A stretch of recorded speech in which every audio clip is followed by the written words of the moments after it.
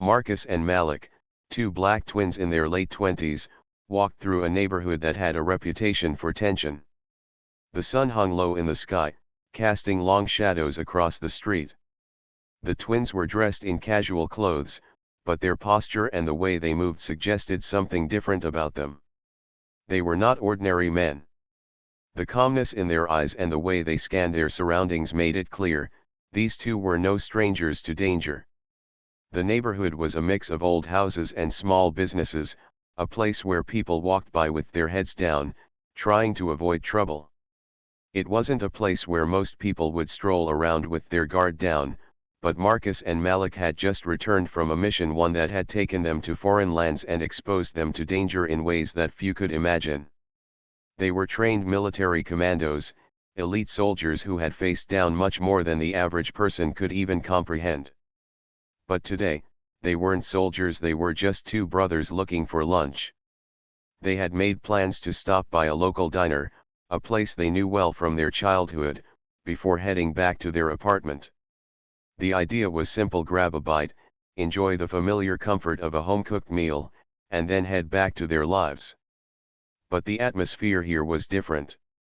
Something in the air felt off, like it was about to rain, but in a much more dangerous way.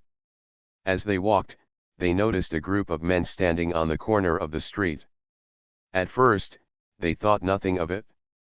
But then, as they drew closer, the group began to watch them, eyes narrowing, whispers passing between them. It didn't take long for the tension to grow. The group started to move, blocking their path, and Marcus and Malik stopped. The leader of the group, a tall man with a scruffy beard, stepped forward and sneered at them. "What's this?" he asked, his voice dripping with sarcasm. "Two brothers, out for a walk? Don't look like you belong around here." The tension in the air hung like a thick cloud, and for a few moments, everything felt still.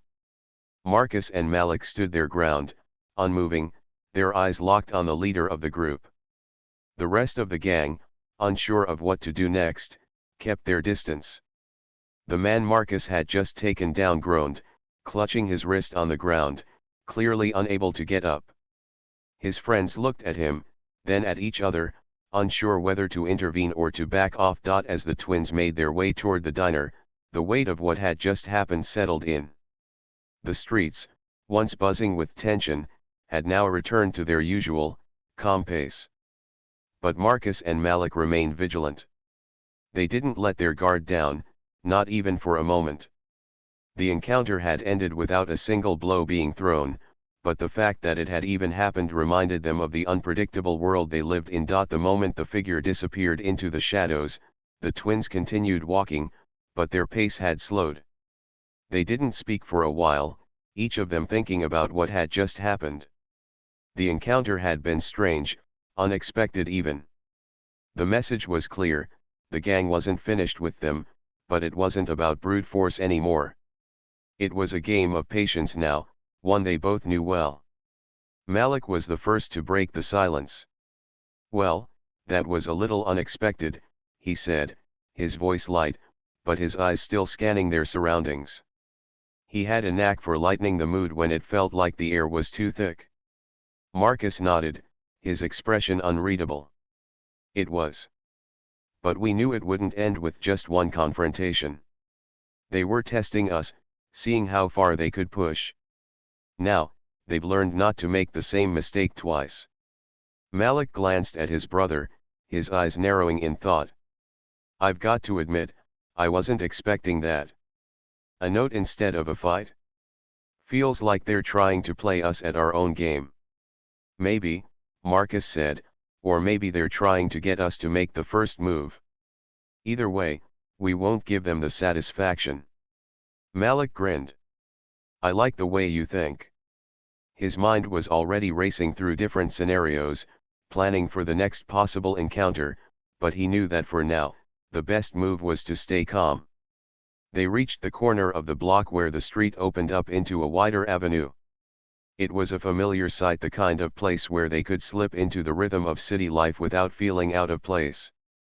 But even in the most familiar places, they knew that danger could come at any moment, and they had to be ready for it. As they crossed the street, Malik paused, looking over at Marcus. "What's next? We keep walking, go home, or you think we need to stay on alert a little longer?" Marcus's gaze remained steady, his eyes scanning the crowd of people on the sidewalk. "We stay on alert. If they want to play games, we'll play. But we won't make it easy for them. We keep our movements calculated." Malik agreed, and they continued walking, staying in sync as they moved through the busy streets. The sounds of the city filled their ears, the hum of traffic, people chatting on their phones, street vendors calling out to passers-by. It was easy to blend in here, to become just another set of faces in the crowd. But the twins didn't lose their focus. They never stopped observing, never stopped being aware of what was happening around them. After a few more blocks, they reached a quiet park and sat down on one of the benches. The park was a small, peaceful place tucked away from the noise of the city, and it was a spot they often came to when they needed to think. The sound of birds chirping and leaves rustling in the wind provided a sense of calm, but even here, their senses remained sharp. "Do you think they'll try again?" Malik asked, looking at his brother. Marcus took a deep breath, his eyes distant as he considered the question. "They will," he said quietly. "But it won't be the same. They know now that we won't back down. They'll have to change their approach." Malik leaned back on the bench, his fingers tapping on the seat as he thought. "You know, it's funny. For a minute, I thought they were just a group of thugs trying to make a name for themselves. But now, I'm not so sure. This whole thing, it feels like it's bigger than that." Marcus nodded, his gaze never leaving the park. "It is. There's always something more when people get involved with that kind of thing. It's not just about one group of people trying to intimidate us. It's about power, control, and how far they're willing to go to take it. But we've made one thing clear, we're not easy targets." Malik's lips curled into a grin. "And that's the thing. People like that don't understand how we're built. They think they can scare us, push us around, but they forget that we've seen things they can't even imagine." For a brief moment, they sat in silence, letting the calm of the park surround them. But it didn't last long. The world had a way of reminding them that danger could always be just around the corner. A rustling sound broke the quiet, and both twins instantly became alert. Marcus's eyes flicked to Malik, and they shared a brief glance. They were ready. They always were. But it turned out to be nothing more than a small dog chasing a frisbee. The tension in their shoulders eased, and they both chuckled softly, the brief moment of danger passing just as quickly as it had appeared. "That's the thing about this life," Malik said, shaking his head with a smile. "You're always expecting something, and most of the time, it's nothing." Marcus smiled too, but his eyes were still sharp. "That's why we always stay alert. Because it only takes 1 second for something to go wrong." Just then, Marcus's phone buzzed in his pocket. He pulled it out, glancing at the screen. The message was brief, but the implications were clear. "We need to talk." It was from a number they didn't recognize, but something in Marcus's gut told him it was related to the gang. The message wasn't a threat, at least not yet, but it was enough to make them both stand up and get moving again. "Well, looks like we've got another conversation to have," Marcus said, slipping his phone back into his pocket. "Let's see what they want this time." Malik stood up, stretching his legs before giving his brother a nod. "Always something, right?" The twins headed out of the park, walking with purpose now. They didn't know what the message meant, but they were ready for whatever came next. They had proven to themselves today that they could handle whatever life threw at them, but they also knew that the world wasn't going to give them any breaks. Every step they took was a reminder of the danger that was always lurking just out of sight. As they made their way down the street, Marcus's thoughts began to race. The gang had seen what they could do. They had seen the twins' strength and their resolve. But now, the real game was beginning. This wouldn't be over until they made sure the gang knew just how far they would go to protect themselves and their lives. Malik, sensing his brother's thoughts, spoke quietly. "Whatever happens next, we're ready." "Always," Marcus replied. And with that, they walked off into the night, knowing that this was only the beginning of what was to come. But whatever came their way, they were prepared. And that was all that mattered. The day had taken an unexpected turn. What had started as a routine walk through the neighborhood had now become a reminder of the kind of world Marcus and Malik lived in. The quiet peace they had enjoyed after their meal in the diner was short-lived. It was as if the universe had decided that calm wasn't something they were allowed to have for long. As the twins walked further down the street, the weight of the earlier confrontation still lingered in the air. Despite the fact that the gang had backed off, Marcus and Malik remained alert, their minds constantly assessing the situation. They knew better than to let their guard down, even after the tension had passed. "Do you think they'll try something else?" Malik asked, his voice low as they walked side by side. His eyes scanned the street, always looking for any sign of danger. Marcus, ever the strategist, kept his gaze straight ahead, but his mind was already processing the possibilities. "They're probably regrouping right now, talking about what happened. The leader's pride got hurt, and that usually leads to more trouble. But they won't come back the same way." "True," Malik said, nodding. "But they won't forget, either. People like that hold grudges." "I know," Marcus replied, his voice steady. "But it's not the kind of thing they'll be able to show in a second round. We showed them that they can't just pick on people without consequences. That's the kind of lesson they won't forget easily." Malik smiled slightly, the confidence in his brother's voice helping to ease the tension that had been hanging between them. "I don't mind teaching a few lessons every now and then. But it's not just about them. It's about making sure we don't get caught off guard." They continued walking, the sounds of the city slowly filling the spaces between their words. The chatter of people on the street, the hum of passing cars, the distant ringing of a phone all blended together into a familiar rhythm. For a brief moment, it almost felt like everything was normal again. Like nothing had happened. But as they turned a corner, something caught Marcus's eye. A figure in the distance, someone walking quickly in their direction, with a purpose. It wasn't the usual passerby. Marcus's trained eyes took in the person's appearance in an instant, the way they moved, the way they held their shoulders, the way they kept looking around. It was subtle, but it was there. This person wasn't just out for a stroll. They were looking for something or someone. "Malik," Marcus whispered, barely moving his lips. Malik immediately knew what that tone meant. His body tensed, every sense now fully awake and alert. He turned slightly to see the figure Marcus had spotted. The figure was getting closer now, still walking with that odd, deliberate pace. Malik's instincts kicked in. He didn't need Marcus to tell him what to do. He knew exactly how to handle it. "Keep walking," Marcus murmured. "Let's see if they make a move."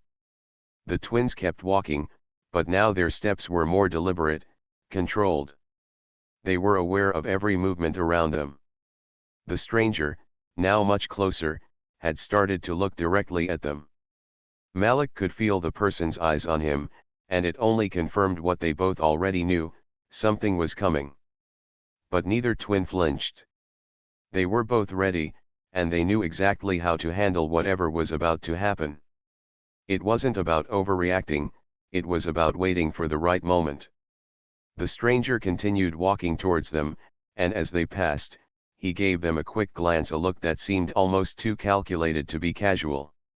His gaze lingered on them for just a second too long, then he turned his head back, as if he had seen what he wanted to see. Marcus and Malik kept walking, their pace never changing. But they both knew, that wasn't a random glance. That was a look that signaled something was about to go down.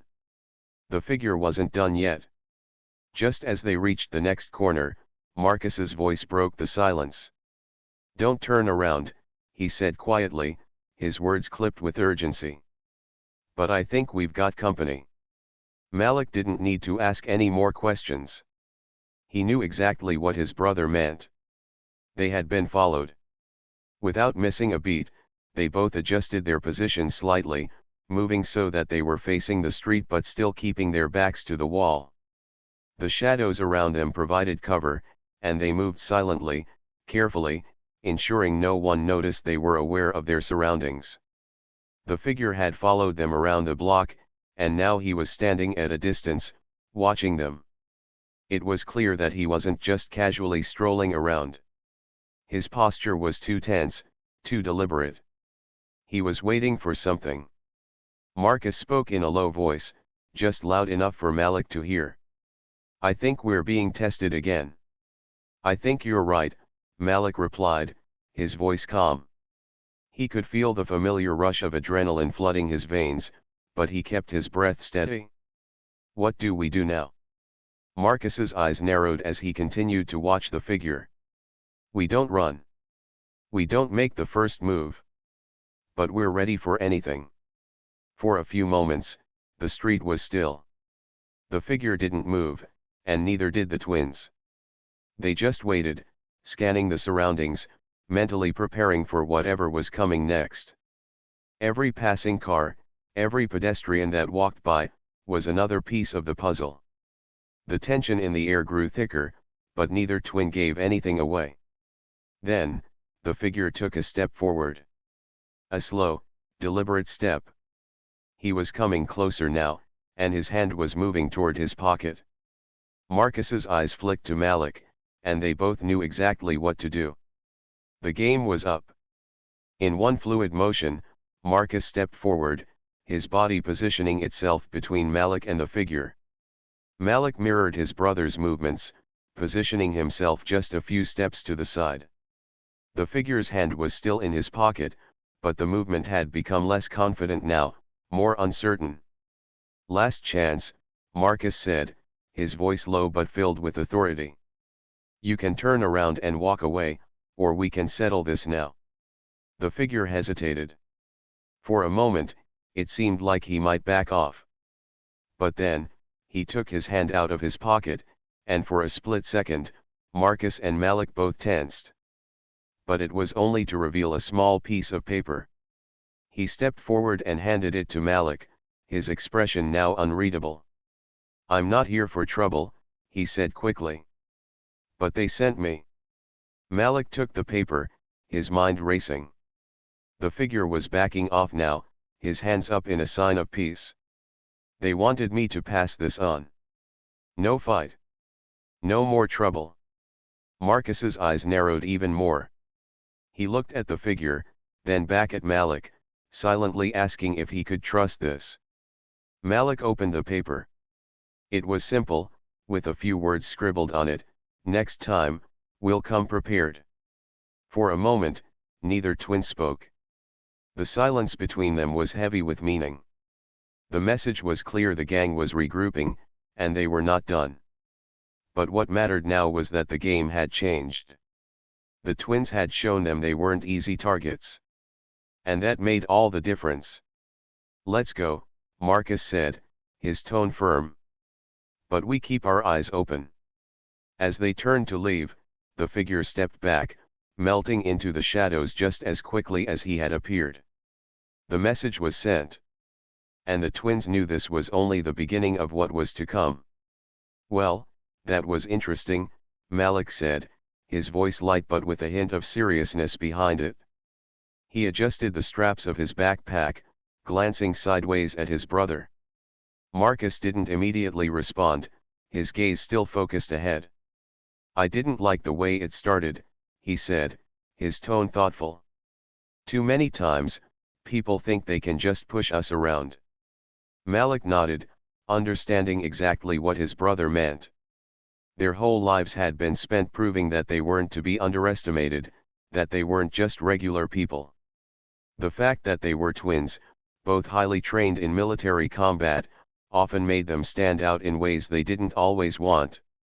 But that didn't mean they would ever back down from a fight, especially when someone threatened them. "Do you think they'll come back?"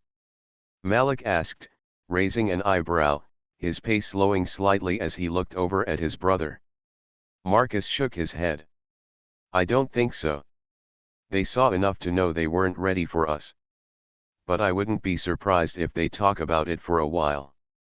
They might try again, but it'll be different next time." Malik's lips curved into a half smile. "And if it's not different? Then we handle it the same way," Marcus replied. His voice was calm, but there was a steeliness to it that made it clear he wasn't afraid of any fight. "Just because they walk away now doesn't mean they'll stop looking for trouble. It's our job to make sure they know their limits." As they neared the diner, a small, familiar building nestled between two larger shops, Malik changed the subject. "I still don't get it, though. Why pick on us? What's the point?" Marcus shrugged, a slight smile playing on his lips. "I don't know, man. Maybe we look like an easy target. But we both know that's never the case." They reached the door of the diner, and Marcus held it open for Malik before stepping inside.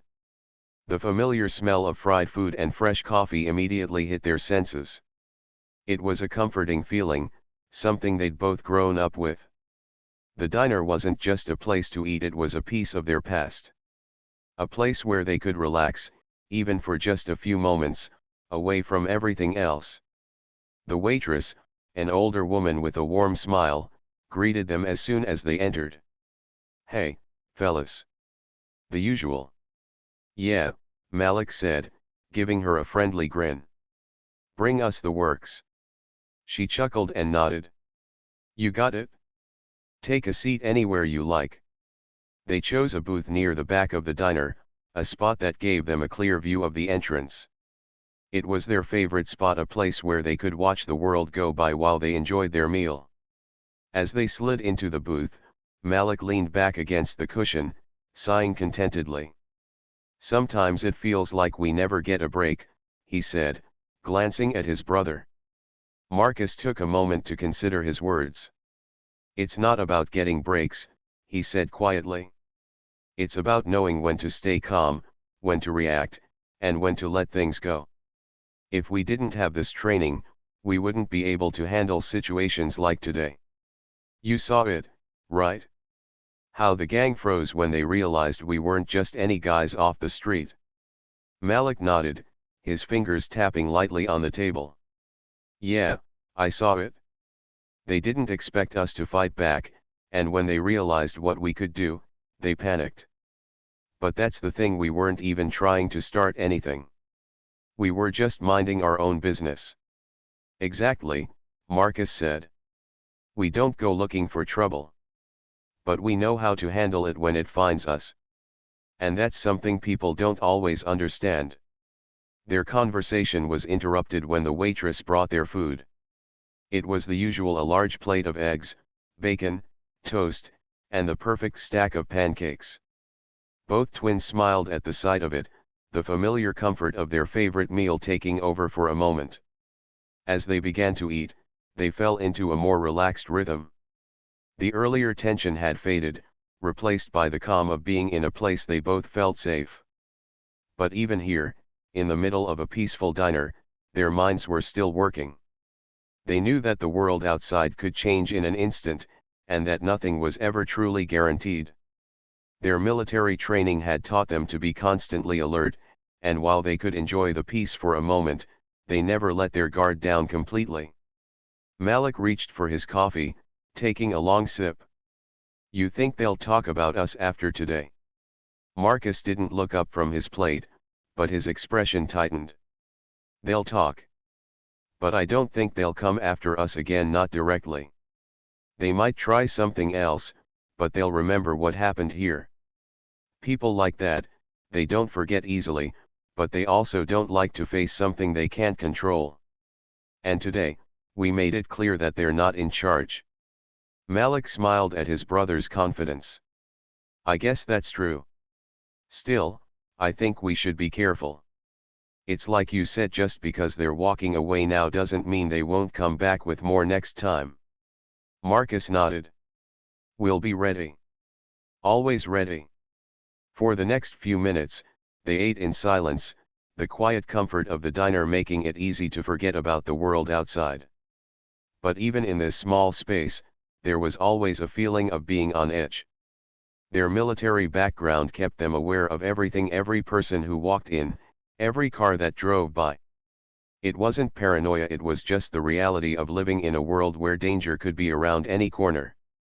And for Marcus and Malik, that was a truth they lived by. When they finished their meal, they left a generous tip for the waitress and stood up to leave. As they walked out of the diner, the world outside greeted them with the same familiarity they'd come to expect. The streets were quiet, and the sun was now dipping lower in the sky, casting long shadows on the pavement. Malik stretched his arms above his head, his muscles feeling the tension from earlier. Well, that was a nice break, he said, giving his brother a nod. Let's get out of here before anyone else decides they want to test us. Marcus chuckled. Sounds good. But remember, stay aware. We never know when trouble's going to find us again. With that, they started walking down the street, their eyes scanning the area as they moved. They didn't need to speak much, they both knew what to do. They were always prepared. Always alert. Always ready for whatever came next. The leader, still standing tall and trying to keep up his tough image, finally spoke again, though his voice wasn't as strong as before. You think you can just do that and walk away, he sneered, trying to regain his composure. Marcus didn't flinch. He remained calm, his posture unwavering. We didn't want this, he said, his voice steady and firm. You need to walk away before this gets worse. Malik took a step forward, his gaze sharp, watching each of the gang members closely. He knew how to read a situation, and right now, he saw the uncertainty in their eyes. They had underestimated the twins, thinking they could be intimidated. But now, the tables had turned, and the gang was starting to realize they had made a mistake. The leader's hand clenched into a fist, and for a moment, it seemed like he might act out of anger. But just before he could make a move, one of his followers, a smaller man who looked more nervous than the rest, stepped back, his face pale. I don't want any part of this, the man stammered, his voice shaking. I didn't sign up for this. His words hung in the air, and for a brief moment, the gang fell silent. The leader shot him an angry glance but said nothing. The gang members exchanged unsure looks, starting to doubt their decision to confront the twins in the first place. Malik noticed the change in the air. He saw the hesitation in their eyes, the doubt creeping in. He knew that if they didn't back down soon, things would get ugly. But he also knew that they had the upper hand now, and they didn't need to escalate the situation further. Listen, Malik said, his voice still calm but with an edge that made it clear he wasn't afraid. You don't want to do this. We don't want to hurt anyone. The leader, still trying to act tough, took a step forward. He wasn't ready to back down, not yet. But this time, Marcus was quicker. In one swift movement, he stepped forward, positioning himself between the leader and Malik. The leader froze, his eyes widening just a bit. He hadn't expected such quick reflexes. Go ahead, Marcus said, his voice almost a whisper, but the authority in it made the leader hesitate. Try me. The leader's breath caught in his throat. He could feel the power in Marcus' words. He knew that they were not dealing with regular men. These twins were different. They were calm, controlled, and didn't act out of impulse. They moved with purpose, and the way they handled the situation made the gang feel smaller and more powerless by the second. The other gang members shifted uneasily, realizing they had backed the wrong people into a corner. Some started to step back, their faces full of regret. But there were still a few who were too stubborn to admit they had lost control. You think you can just walk away from this, one of the remaining gang members shouted, his voice cracking. "This is our street, not yours." Marcus looked at him, then at the leader. "It's not about the street," he said, his tone still calm. "It's about respect. You show respect, you get respect." Malik nodded in agreement, his expression hardening. "But you didn't show any," he added. "And now, you're paying the price." The leader clenched his fists again, clearly trying to decide whether to attack or retreat. He looked at his gang members, who were now backing off one by one, no longer willing to stand by him. They had seen enough, and some were already walking away, their heads down, not wanting to be part of the fight anymore. One of the gang members, an older man who had been watching from the back, finally spoke up. "We're done here," he muttered, his voice low. "Let's go." The leader's face twisted in anger, but he didn't move. His gang was starting to crumble, and he knew it. There was nothing more he could do. He had underestimated these two, and now it was clear they weren't going to let this go. Slowly, one by one, the gang members turned and started walking away, leaving the twins standing in the middle of the street.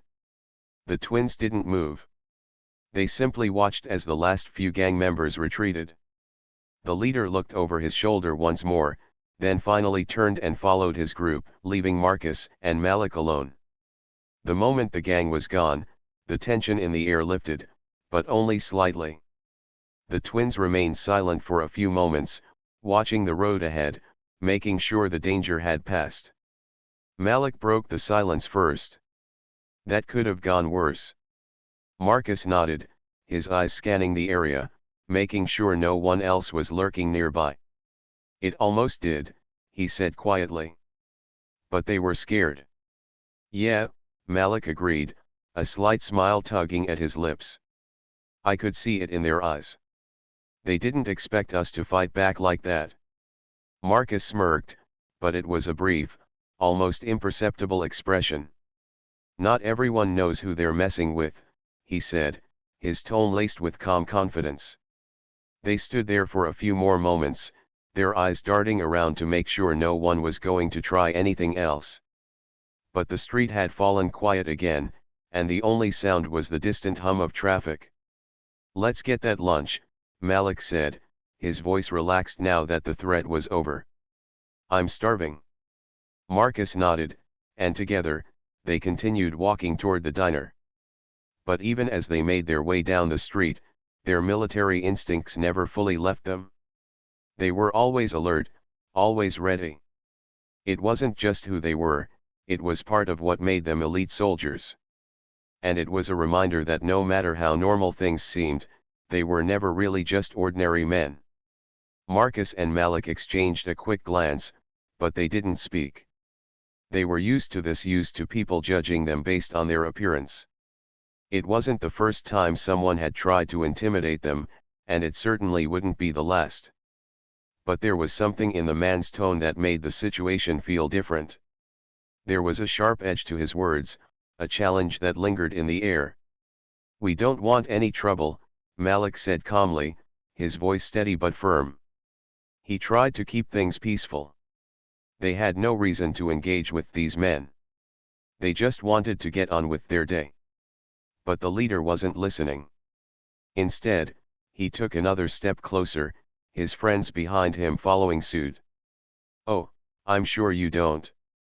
But around here, you don't just walk through without saying hello." The group laughed, the sound low and unsettling. The laughter had a tone to it, like they were hunting for something to provoke. Marcus and Malik remained silent, watching the men closely, assessing the situation. There was no fear in their eyes, just calculation. Their training kicked in. "You think you can intimidate us?" one of the other men asked, his voice thick with an accent that made it clear he was looking for a fight. He stepped forward, squaring his shoulders, trying to make himself seem larger than he was. It was a typical move for someone trying to show dominance, but Marcus and Malik knew better than to fall for it. The twins had seen this before. In the military, they were taught how to spot a threat before it even became one. They knew that every movement, every word, every look, had a purpose. The group was trying to make them feel small, to get a reaction. But the twins were calm. They weren't interested in starting a fight. "I said we don't want any trouble," Malik repeated, his voice lower this time, but still firm. For a moment, the group hesitated. There was something about the way the twins stood, about their presence, that made the men think twice. They weren't the usual targets that the group picked on, the ones who could be scared off easily. These two were different. But the leader, trying to save face, decided to push a little further. "You think you can just walk around like you own the place?" The leader's voice grew louder now, more aggressive.